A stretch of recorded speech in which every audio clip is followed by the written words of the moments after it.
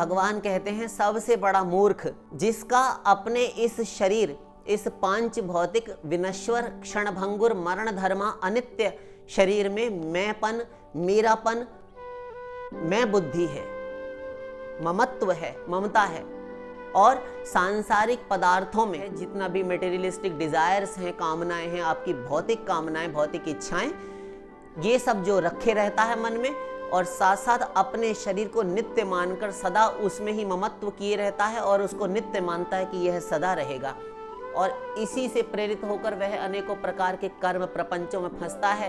ये भी करता है, वह भी करता है, वहाँ भी जाना है, यहाँ भी जाना है, उससे मिलना है, वहाँ जाना है, वो जोड़ना है, एक को खाए दो को दौड़े, कुल मिलाकर अनेकों प्रकार के ये प्रपंच किए रहता है। एक क्षण उसको कल नहीं पड़ती और वो डट कर नहीं बैठता, थोड़ा सा भी ये नहीं सोचता कि यह मनुष्य शरीर मुझे मिला, हाय मैं इतना आयु वाला हो गया, हाय मैं अधेड़ हो गया, हाय मैं इतना वृद्ध हो गया, और मेरे बाल पक गए, और मेरे दांत अब टूटने लगे हैं,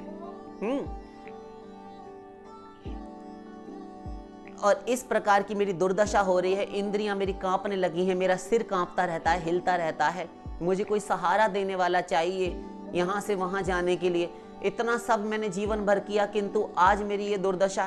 तो अब जब सुधि आई तब ही भली, जब होश आ जाए तब तो कम से कम रहा सहा जीवन जो है भगवान में लगा देना चाहिए कि कुछ आगे का बन जाए, कि जो गई सो गई, अब राख रही को, ऐसा कहते हैं ना, सो नहीं तब भी नहीं चेतता। अंगम गलितम पलितम मुंडम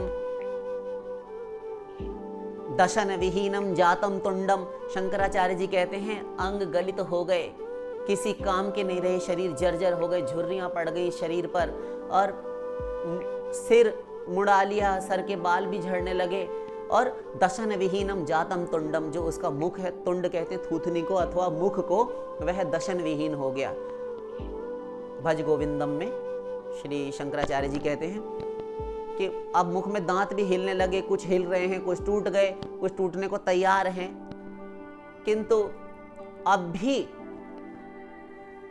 तदपि न मुंचति आशा पिंडम, फिर भी आशा का पिंड नहीं छोड़ता ये बूढ़ा, ये हाल हो जाता है।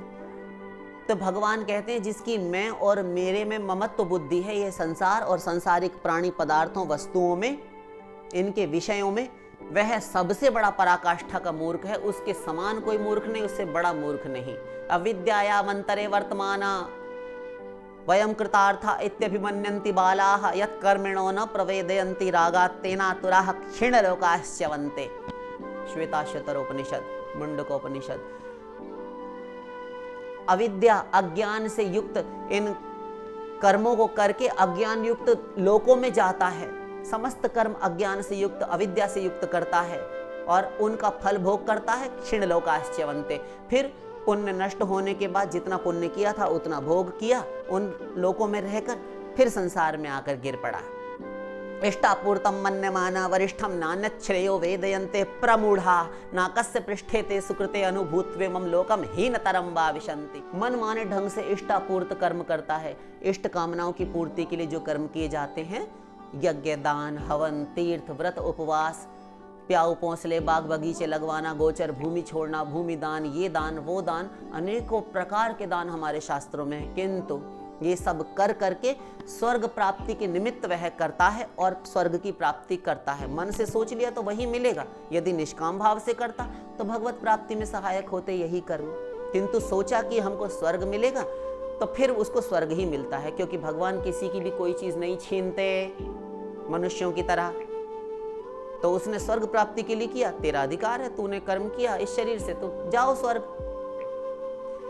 किंतु वहां जाकर फिर से हीन तरम भाविषन्ति, आकर शूकर, कुकर, कीट पतंग आदि योनियों में गिरता है औंधे मुख। यामिमां पुष्पितां वाचा प्रवदन्ते विपश्चिता वेदवादरताः पार्थ नान्यदस्तीति वादिनः। गीता।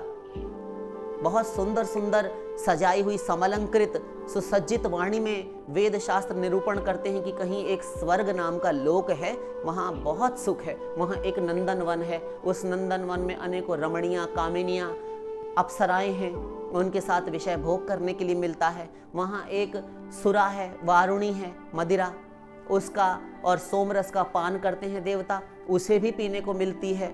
बस यही स्वर्ग का भोग है और प्रत्येक का अपना अपना एक वहाँ पर महल भवन होता है और वहाँ जाकर वह रहता है। और साथ साथ जब कोई भी भोग की कामना वह करता है, संकल्प मात्र से वह चीज़ उसके सामने उपस्थित हो जाती है। हमारे देश का प्रधानमंत्री भी यदि रसगुल्ला खाना चाहे तो उसे चाहे अपना नौकर को ही भेजकर मंगवाना पड़े, वह मंगवा कर ही खाएगा, उसके सामने संकल्प मात्र से नहीं हाजिर हो सकता, इतनी बड़ी पर्सनालिटी होकर। किंतु स्वर्ग में बस सोचा और वही वस्तु उसके सामने भोग आकर उपस्थित हो जाता है। इतना बड़ा सुख है। ये पृथ्वी के सुख नगण्य है, कोई गिनती में नहीं। और प्रत्येक के द्वार पर, जैसे आपके घर के आंगन में, आपके गेट पर आपके वाहन गाड़ियां महंगी महंगी खड़ी रहती है ना, ऐसे ही वहां पर प्रत्येक का विमान होता है। मनमानी गति से कहीं भी विचरण कर सकते हैं आप, किंतु ये सब भोग कर फिर वह आता है।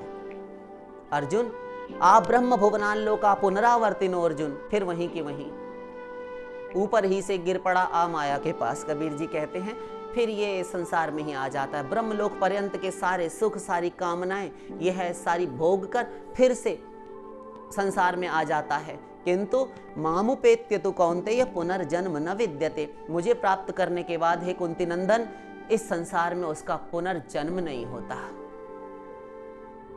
तो आप समझ गए, ये सारे कर्तव्य कर्म भगवान के लिए किए जाएं निष्काम भाव से। यदि हम इनमें मैं और मेरे का भाव रखकर, श्री राम क्या कहते हैं सुन लीजिए, जाते जाते लक्ष्मण जी से कहते हैं, मैं अरु मोर तोर तय माया, मैं और मेरा, तू और तेरा, इसी को माया कहते हैं। जेहि बस कीन्हे जीव निकाया, अनंत कोटि विश्व ब्रह्मांड के समस्त जीवों को जिसने वश में कर रखा है।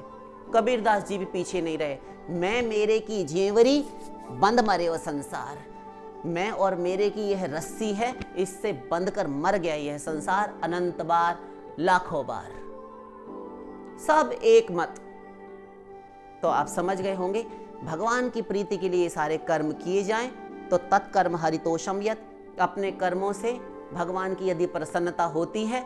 गीता में भी भगवान जाते जाते कह रहे हैं, देखिए हमें याद आता जा रहा है तो बोलते जा रहे हैं, भगवान ही बुला रहे हैं, हरि गुरु बुलवा रहे हैं। स्वकर्मणा तम अभ्यर्च्य सिद्धिम विन्दति मानव, अपने कर्म से, 18वां अध्याय, अपने कर्म से उसकी उपासना, भगवान की उपासना करने से सिद्धि लाभ कर लेता है मनुष्य, परम गति प्राप्त कर लेता है। अपने कर्म से उसकी उपासना करो। यत् करोषि यदश्नासि यत् जुहोसि ददासि यत् तपस्यसि कौन्तेय तत् कुरुष्व मदर्पणम, तू जो कुछ खाता, पहनता, उड़ता, बिछाता है, जो कुछ दान देता है, जो कुछ हवन यज्ञ इत्यादि करता है, जो कुछ तपस्या करता है, वो सब कुछ मेरे अर्पण करता चल। इस प्रकार तू मुझे ही प्राप्त करेगा, मुझ में ही मिल जाएगा सब जगह। तो जो कर्म भगवान की प्रसन्नता, प्रीति संपादन के लिए किए जाएं, वही कर्म कर्म है और उत्तम कर्म है, सर्वश्रेष्ठ कर्म है, निर्गुण कर्म है।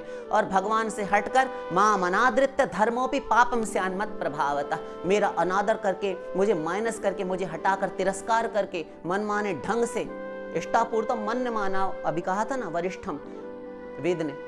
तो इस प्रकार जो कर्म करता है, मुझे हटाकर करता है अपने सुख भोग के लिए कि हम स्वर्ग जाएंगे, इसलिए ये कर रहे हैं दान, इसलिए कर रहे हैं ये हवन यज्ञ तीर्थ इत्यादि, तो फिर उसको वो मिलेगा, क्योंकि उसने अपने सुख की, उसमें उसकी अभिसंधि रहती है फल की कि हमको ये मिले। किंतु मेरे लिए करेगा तो मैं मिलूंगा, सीधा सा गणित। कोई आपको बृहस्पति सरस्वती की बुद्धि नहीं चाहिए, गधे की अक्ल से आप समझ सकते हैं। मन निमित्तम कृतम कर्म मद धर्माय च कल्पते, मेरे लिए किया गया कर्म वह भागवत धर्म हो जाता है। तो आप समझ गए होंगे कि सबसे बड़ा मूर्ख कौन, जो मैं और मेरा इसी में फंसा रहे और अपने शरीर को नित्य मानकर भोगों में फंसा रहे, अपने कल्याण साधन ना करे। शेष फिर वृंदावन विहारी लाल की।